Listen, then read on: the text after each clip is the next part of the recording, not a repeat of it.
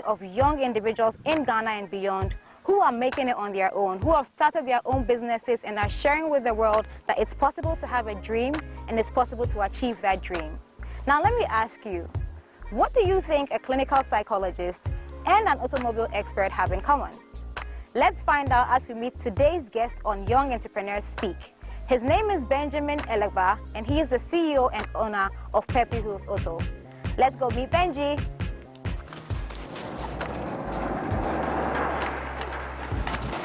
Hi, Benji. Hi, everyone. My name is Benjamin Elegba. I'm the CEO and owner of Clinical Wheels. It's a one-stop auto shop. Welcome to my world. Yes.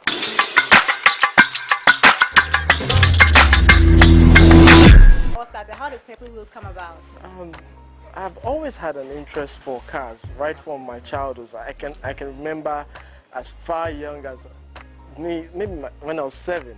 And I would always stand on the balcony at home and try and name the cars I see passing. And my mom was a fashion designer. You know, back then the sewing machines were placed on a stand with a foot pedal. Yeah. So I would go and sit in the foot pedal and try and imagine myself driving to work. Machine 10 car. Exactly. So that's pretty much where my love for cars started, and it's just grown ever since. Okay. We all had to go through the typical educational system, and while even going through education, somehow one way or the other I always ended up with cars. But I would say I fully got into cars when I entered uni, because I had to find a way to fend for myself one way or the other. So a friend gave me an old car, and it was in a bad state. So I took the car and decided that I was going to restore the car. Okay. To cut that whole long story short, I was able to sell the car for twice the price he was asking.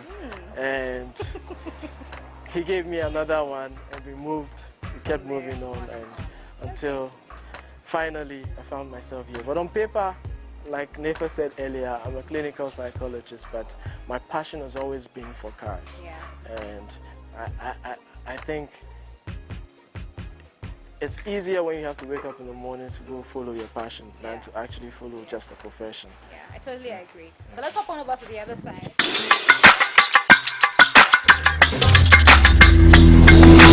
And we are actually in the spraying department. This happens to be the prep area. So just before the car finally goes into the spraying booth, a lot of the preparation is done here. Okay. So as you can currently see, this car is being prepped for spraying, and they do pretty much everything in here because you need a clean, cool environment to work in. So how long does it usually take to spray a car on this side? So this is like a 4x4, right? Okay, so with us, it's more like an art. So every paint job we do is more like our version of that car's Picasso. Okay. So it ranges depending on the amount of work that needs to be done on the vehicle. But on the average, it takes about 2 weeks to put a car together. So as you can see, we've basically maxed out the car. Now it's almost ready to go into the spraying booth. Paul has just joined us. Okay. Hi, Paul. He's an awesome guy also. He's also with the mechanical team, but he's just doing final checks, helping them put back the rim so the car can be moved into the spray booth. Okay. Here's Dixon. He's one of our main sprayers also, and he's also just joined us. And, I mean, we'll get there. I can see the rapport between you and staff.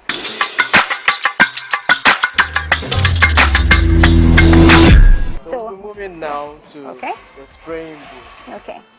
Now, as we're going there, tell me why purple wheels? I've been really curious, you know. So purple wheels, mainly because purple, the description of the color purple itself describes me as an individual. How is that? You see, once you Google purple, it tells you that it's a color of royalty. It represents humility. Okay. It represents so many things. And I work in 5 principles. And that's the fear of God, humility, hard work, patience, and then faith. Awesome. So that's what I work with, and purple represents that. Also, the wheels a lot of people would think it's because we work on cars. And that's a yes and a no. The no being that the wheels actually represents the fact that I don't stop. Oh. I keep going. You could have fooled me. I thought it was because you worked on cars. So I guess I'm faster than the majority who think that. So today we'll find out the real meaning. Yes. I don't stop. Once I find a challenge, I face it. And if I fall, I pick myself up, dust myself, and I keep going. Awesome. Okay, all right, let's go into the spraying booth.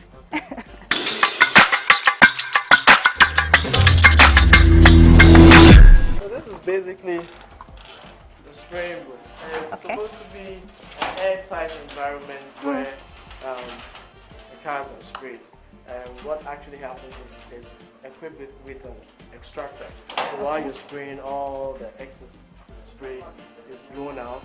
And when you're done, the car has to be baked. Okay. So then it also has a burner. So you come out, shut it, and then you turn on the burner. Okay. And the burning activates a chemical reaction that helps the paint to bind with the body of the car. That's all. And then also gives us a shine that the car should. So ideally, how long do you have to bake a car for? I mean, it depends on the kind of job, the kind of paint job you're doing. But on the average, we bake for between 30 to an hour. It depends on the kind of car. Okay. And then also the weather. Oh, okay. All right, cool. So now we're moving to our bodywork section. This is our head bodyworker. His name is Maxwell. Hi, Maxwell. He's a character. Maxwell is the man who always keeps us happy here. He's quite a jovial person. So he's currently working on our next project. Yes. We're building a military theme Toyota Hilux pickup. Okay. For the company. And go a bit into detail. Military themed. So as you can see, it has color. a military green color. But there are a few other extras we're going to throw on. I'll send you photos of it when it's done. We'll be back to come and cover when it's done. Okay, How about so that? fine, you're invited to come by cover it. Okay. Cover the unveiling of this vehicle. Exactly. The bodywork section is on the other side. All right, let's go.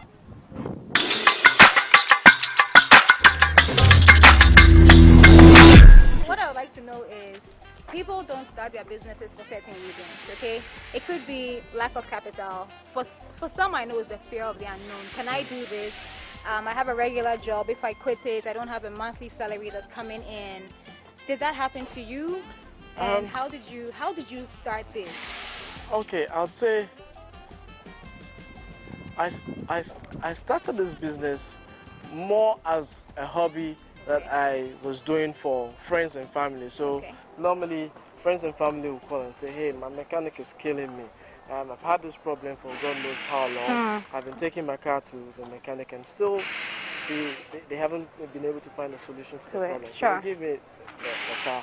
The difference I think I probably make is I'll go and do a research and see if it's a peculiar problem to that particular car. Okay. And eventually get the problem solved for whoever owns the car, whether it's a friend or a family member. Yeah. And gradually it started growing. Picking up. Yeah. Okay. And I realized that, this has potential. So why don't I turn it into a business? Because it didn't hurt if I had to wake up at midnight to go sort out a client or a friend whose vehicle had broken down. And so I started that way. The business I was currently running at that time wasn't doing too well because the economy wasn't too stable. Okay. And I realized when I weighed my option that it didn't hurt for me to wake up and do pursue this purple wheel stuff than to do the other one. So then I decided, in order not to cheat myself, the other person I was working with, I might as well just quit and then concentrate on purple wheels. Okay. But I'll further explain to you how I started it, and I think that would be quite helpful to entrepreneurs out there. Sure. So we'll move over to the work section.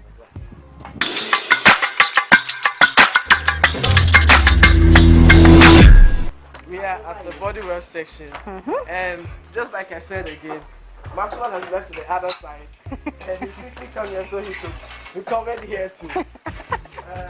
We also have Felix. Felix has been with me for since almost the onset of Purple Wheels. Oh, hi Felix. What Felix is trying to do now is to straighten the frame. Mm. And this is a hydraulic frame straightener. And there's going to be food. Okay. Then we can fix that, fixing all the other parts of the car. Okay. This is also, we do a lot of project works. We do a lot of restoration and customization jobs. I don't know if you remember back then, there was a TV series called Knight Rider. Yeah, Knight Rider. Exactly.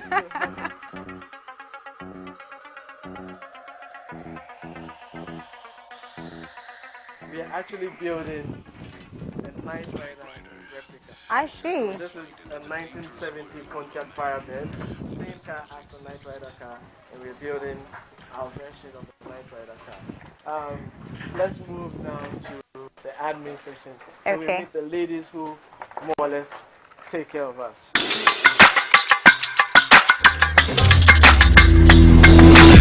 Oh, by the way, this is our staff bus. We use it for our trips. Trips to where? I'm out of town, have a good time. No work and no play. They say makes Maxwell a dull boy. So It's all part of staff motivation. exactly. So I guess that's key. Yes, it's very, very important that you allow your staff to feel that they're always in your thoughts. Yeah. So you can't always make all the money and go and have all the fun without them. Sometimes you take them along. It also helps build their morale. It helps motivate them so they can strive for more. And I've actually thrown a challenge to them that anybody who buys a car, the car will be customized by us for free, because it's only fair, and I think it would be nice if when clients come in and they ask for jobs that have been done, it wouldn't be just my cars. It would be cars of staff as well.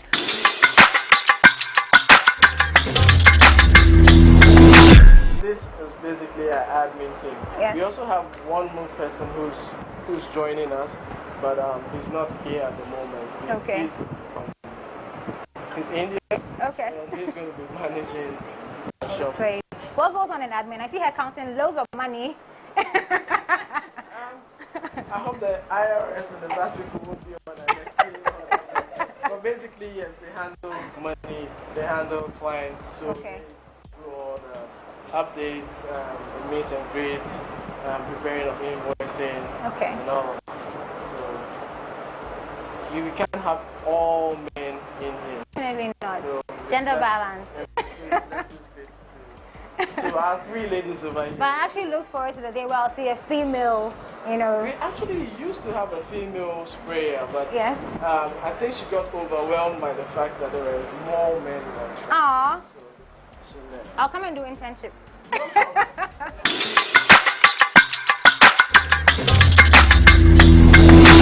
So Benji, I see loads of cars in the garage, but there's one car that has caught my eye. The one that has the purple wheels number plate. The way it looks, I know there's a story behind it. So tell us about it. I hope I can hop in. Oh, yes, you can. I'll tell you about this. Happens to be our most recent project car. Okay. Let's get into the car. We'll talk some more. Sure. Benji, just tell me all about this car. I can see it's quite special. It's different from all the ones on the, all the ones in the garage. So what's up with this car? What's the story behind it? Okay, this is actually our most recent project car, like I mentioned earlier. Okay. It's a 2012 Honda Accord Coupe. But every year I try and do 2 or 3 project cars. And what I do is I look out for cars that are that have a following out there. So mostly in Europe and in the States. And I chose this one mainly because I realized at that time this particular vehicle had a following. And I wanted to create my version of it to show the world. So we basically bought this car, it was accidented, we repaired the damage. So we pretty much did the body rigs, the paint job, we did a custom paint job in African red. And then we reupholstered the interior, as you can see. It has the purple. wheels, I can see. We did sound system as well. And then we installed the reverse camera, the exhaust system, and it's pretty much now a proper performance car, but low budget performance car. Oh, awesome.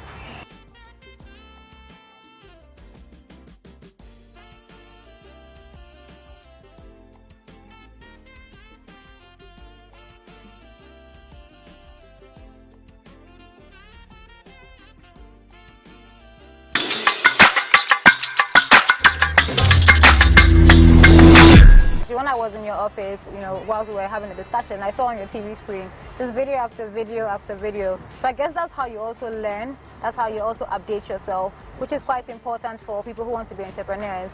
Because times are moving, so you need to, always learn. And right now, the internet is an amazing place. Exactly. I learned most of what I know currently on YouTube. Okay. Because there are so many DIY videos out there.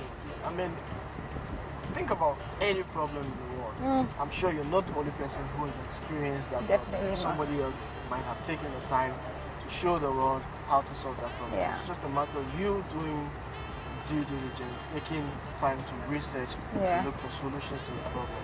But there's always two ways to it. If you have a problem, is there a solution to it? If there is, then why worry? Yeah. If there isn't, then why worry? So That's your philosophy. Exactly, that's what I work with.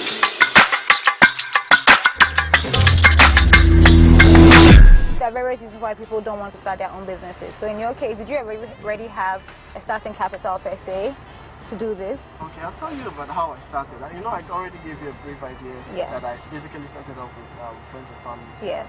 But I didn't start off looking for a space Okay. to set up and probably go and look for a bank loan so I can buy equipment and everything.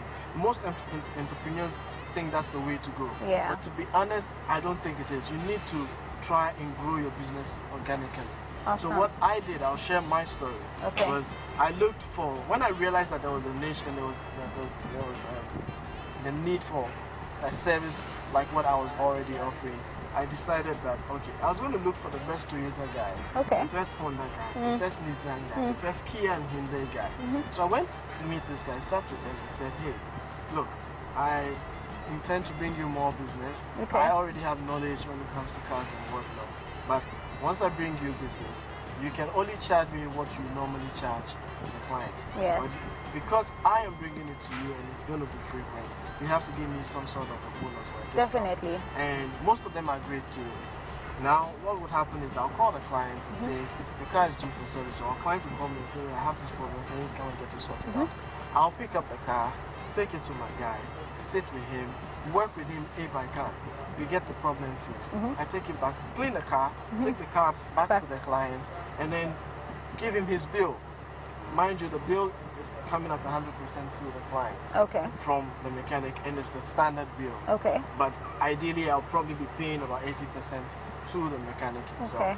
And then I'll still charge a service charge because I need to be able to pay my bills. Yeah.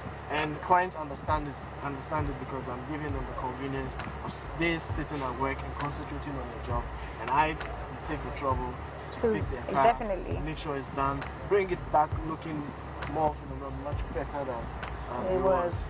Maintain it. If you need fuel, I get the fuel, whatever. Yeah. They just pay me right there, check, and that's it. So when I realized that, so at that time, the cost of running the business was close to zero because I was probably only spending on my phone. Their phone bills, my phone yeah. bills because I had to call the client. Yeah. But I didn't have to really buy fuel because I pick up the client's car and then take it there. So the transportation charge and everything comes out It's of factored the in. service charge. And after a point, I realized that, oh, you know what? My clientele is growing. Why do I still take cars to the workshop when it needs to be serviced? Because I can do the servicing myself. So for certain cars, I'll just do the servicing myself. Okay. The client is aware that I'm doing the servicing myself. I take the car out to the client. And then if it needs to go further than just servicing and maintenance, I'll take it to my guys. And everybody was happy because, whichever way, it's a win-win situation. Yeah. Then I realized that it started growing further, so I needed space. But I didn't just go all out looking for a huge space and whatnot. I just looked for a small space, created a pit, and got an assistant. So now I pick up the cars, drop them off. While I'm away picking up or dropping off the cars, my assistant Just is working doing on the them. servicing. Yeah. And then I started growing it.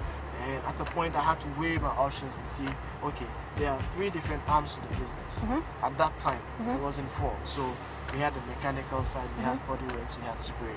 So then what I decided to do was weigh the cash flow, the income, and see which of the department was more like the backbone of the business. Bringing in more money. Yeah. profitable. And and I realized it was the spraying and the body wash. Okay. So then I decided to develop that department first. So I started with a lot of paint jobs, and sometimes it's just your creativity that makes the difference. Mix certain colors, you know, do certain combinations, and the car pops, looks very, very nice, and It's different. you know, it's totally different. So then after that, I started getting the Referrals. and the accolades as the Pimp My Ride of Ghana. Yeah. You know? And I would also say I realized that from a young age, I realized that giving back was very, very important. So even though that I wasn't a properly well-established business, I still thought it wise that it was necessary to give back. So we did the first beneficiary of our give back was Funny Face. So that's Benji right there. That's my homie himself. That's what I'm saying. So right now it's official, it's customized, that's what I'm saying. This is what it is. A black car is now a black and gold car. They call it black gold. That's what I'm saying, black gold. Pepper wheels, Benji, one time, that's what I'm saying. Take pictures for Instagram, take pictures for Twitter, that's what I'm saying. It's what it is, another black boy. That's what I'm saying. You get it? Unveil it. Come, my boys, come. Pepper wheels, boy. Okay. We took it off him. They gave it a nice paint job. And he also returned the favor by doing certain adverts for us. Oh, okay. And that advert went a long way to help the business and actually give the business exposure that it needed. Okay. So we got a lot of social media presence just because of that. And it just kept growing.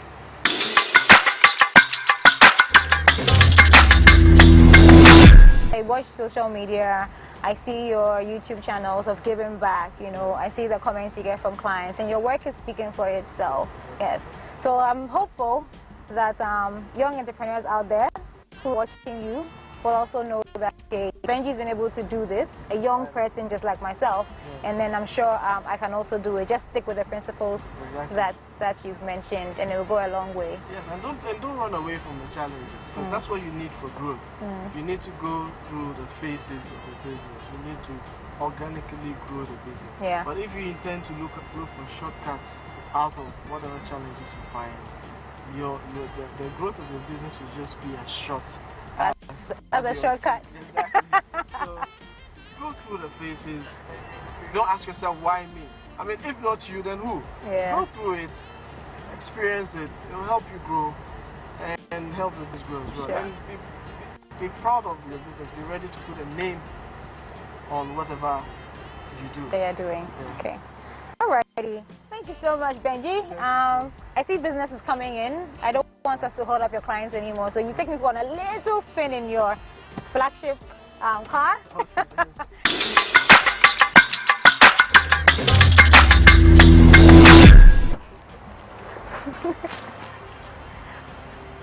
So viewers, that was the story of Benjamin Elegba, CEO of Purple Wheels Auto. You've heard his story, and that is what this program seeks to address. Young Entrepreneurs Speak. We just want to tell you that it's possible for you to do exactly what Benji has done. If you have the business out there, you want to be a seamstress, you want to be an auto mechanic just like he is, just start. Don't be afraid. There's nothing that's too small. The challenges will come. You'll be able to overcome them just like Benji has done. I hope you've learned a lot just like I have. I'll catch you on the next episode. I'm about to go back into his car for a spin. See you next time.